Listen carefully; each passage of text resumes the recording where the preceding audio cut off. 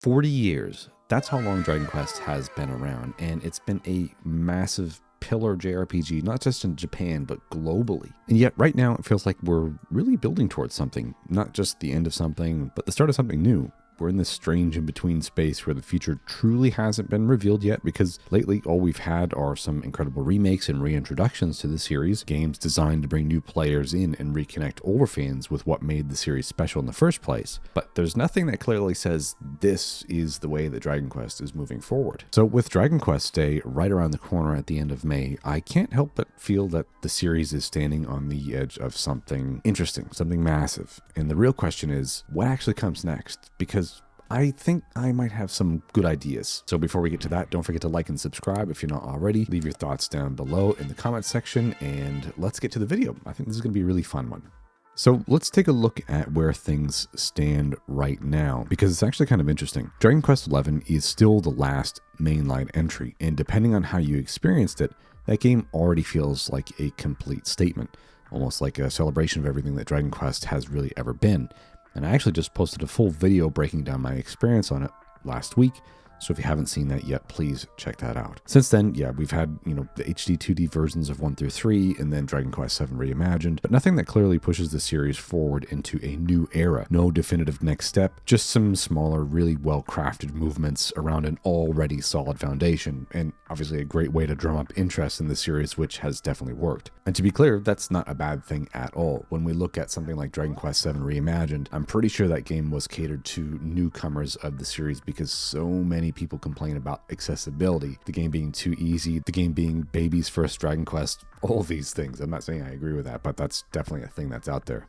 Dragon Quest, in my opinion, has really spent the last few years reinforcing its identity, building a stronger foundation, and overall just making sure that people can actually experience what makes it so special, or what has made it so special over the last 40 years. The vibes are genuinely really good right now, I think. There's clear momentum, and there's a lot of interest. And there's even a new mobile game people are already enjoying, Dragon Quest Smash and Grow, which is something I probably won't touch because my screen time is already sky high as it is. But still, people are really interested in the series. But people are also waiting for what's next. And not to mention, there's also this whole side of Dragon Quests that I haven't even touched yet. And yeah, we'll get to that soon. Now, at the center of all of this in today's video is Dragon Quest XII, The Flames of Fate. This is the project that's meant to define the next era of the series. And I still remember watching that Dragon Quest Day live stream 5 years ago at this point, seeing that logo appear and thinking, okay, this is it. Cool.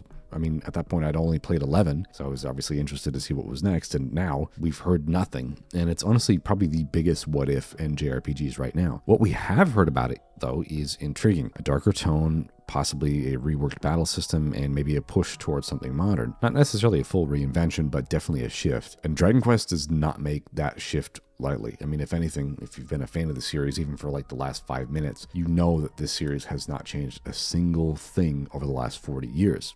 So when we start talking about change, even a small change, it really raises a massive question. How far can Dragon Quest evolve before it starts to feel like something else? You can look at Final Fantasy as an example. I mean, the series has gone through so many shifts over the years, and a lot of people argue that it barely resembles what it once was. I'm not saying I agree with that, but it's definitely a conversation that's out there. And now Dragon Quest is approaching that same kind of fork in the road, but with something even heavier attached to it.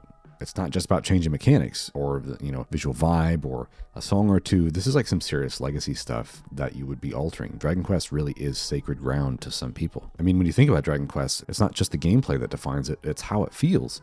And a huge part of that feeling comes from the music. For decades, the sound of Dragon Quest was inseparable from the composer Koichi Sugiyama. Those overtures, those town themes, the way that music could make everything feel all grand and adventurous one moment and then really warm and cozy the next. It's a massive part of why Dragon Quest feels the way that it does. But for now, for the first time, the sound is going to change.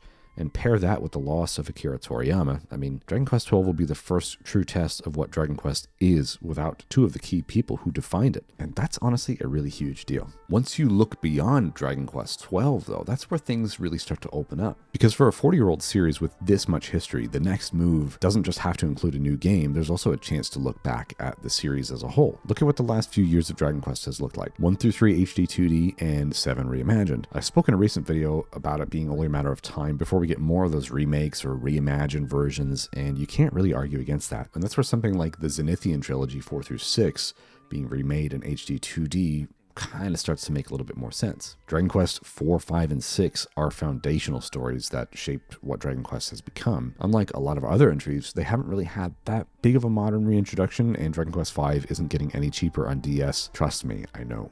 Even the whole set of DS games will cost you quite a bit, but it was absolutely worth it though for me. Now, full remake treatment for the Zenithian trilogy would be another great game preservation moment. It's a way of making sure those stories continue to matter for a new generation, while also giving some longtime fans a reason to come back. I mean, I've only just finished 4 and 5, but I would absolutely dive back in again and, excitedly get to 6 as well after that. And I know they're on mobile as well, but come on, not everybody wants to spend more time on their phone. So allowing those fans, long time and new, to step into these worlds would just be a massive home run. And then there's Dragon Quest 8. For a lot of players outside Japan especially, this was the entry point, the moment where Dragon Quest fully stepped into 3D with great sense of scale, charm, or personality that still holds up today. I mean, I'm like 25 hours into my current playthrough right now, escorting some prince, chasing down a lizard heart or something like that, and it's just bursting with charm. But even after playing something like Dragon Quest 11, which is obviously bigger, more polished, 8 still has a personality that's like so hard to replicate. But in terms of accessibility, that's where things get a little bit messy. Yes, you can play it on PlayStation 2.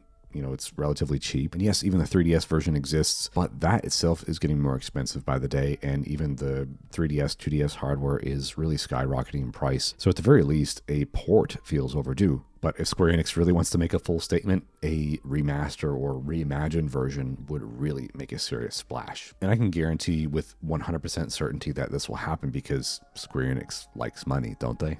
Now, when we talk about what realistically could happen in the 40th anniversary is Dragon Quest XI being ported to the Switch 2. I actually, an hour ago before I was about to start filming this, I saw something pop up on Twitter that basically confirmed that Dragon Quest XI Definitive Edition was rated in Taiwan for the Switch 2. And if you know, the Switch version ran at 30 FPS, a couple other things that could be improved with better hardware. So it only makes sense for them to port that over, make another splash in the market, remind everybody why this game is so good, and again, have another entry point for people into Dragon Quest. And I think this is a fantastic entry point if you haven't started. I mean, that's where I started and look where I am now. So if the 40th anniversary is about celebrating the past while setting up the future, this kind of release fits perfectly in the middle. And of course, the entire set of HD 2D remakes and 7 Reimagined has essentially been a really effective gap bridging strategy between the announcement of 12 and then the release of 12, whenever that is. So while everyone's looking ahead to what's next, don't be surprised if Dragon Quest XI ends up being part of the story again. And then there's one corner of the series that I kind of touched on a little bit earlier that I haven't touched, and that's Dragon Quest Builders. Every time I talk about Dragon Quest, everybody is always in the comments saying, oh, Builders 1 and 2 is so good. I just haven't got there yet, and honestly, it hasn't been super appealing to me because I don't really like Minecraft kind of building things, but I could absolutely be wrong with what that game is. So the way that it mixes that Dragon Quest charm with building mechanics from what everybody says, it seems like one of those spin-offs that has really become a fan favorite, which is exactly why I think it's worth mentioning now. If this anniversary is about celebrating that everything Dragon Quest has become, not just mainline games, then maybe Builders 3, in terms of being announced, would make a lot of sense. And even from the outside looking in, it feels like a series that has momentum, even if it hasn't had a new entry in a while. And I know everybody's loving Pokopia right now, and that's kind of like parallel to Dragon Quest Builders. So look, honestly, I think this might be the push that I finally need to play them. But either way, if it shows up, I know a lot of people are going to lose their minds over it. So all of this leads into a bigger question about the series' identity going forward. I mean, what's everything going to look like in the 40th year of Dragon Quest? I mean, the series has existed in really just a unique space forever. I mean, it doesn't chase trends, it just defines and continues to refine what it's already done so well. So that's something I learned firsthand over my time with every single game that I've played. And, you got to consider that the industry around it has changed. Player expectations have changed, and just the scale of RPGs in general has changed. And at some point, even a series built on tradition is going to have to decide how it fits into that landscape. I mean, it can't be 1986 forever, but I mean, it can be, but you get my drift. So does Dragon Quest stay exactly where it's always been, timeless and familiar and, dare I say, cozy? Or does it start to shift even slightly to just meet a new generation of players where they are? And that's exactly what I think Dragon Quest XII is about to do. I've even seen some plot leaks and rumors online saying what this game exactly is, and it seems interesting, but there's nothing 100% legit. But yeah, just really curious to see where this is going to go next. And eventually some new faces and some new people will be taking over the series as well. It's going to have to move on at some point. And there's also something more interesting happening here, something that goes beyond mechanics and graphics. And I touched on this a little bit earlier. And it's the fact that Dragon Quest was shaped by a very specific creative team. Yuji Horii defined its tone and philosophy. Koichi Sugiyama defined the sound of these games. And visually, it's impossible to separate the series from the work of Akira Toriyama. The identity is part of why Dragon Quest has felt so consistent for so long. But as time moves forward, preserving that exact feeling becomes more and more difficult. Not impossible, but just different. And with Toriyama gone and Koichi Sugiyama gone, I mean, where does the series go from there? Of course, that visual identity and the DNA will forever be present in Dragon Quest, but what can someone new bring to the table for 12? It'll be a true identity reset, and that might not necessarily be a bad thing. So whatever comes next will be considered a transition point, a moment where Dragon Quest has to decide how it carries its legacy forward without becoming stuck in it. Can they do it? It might not be bad to try something new.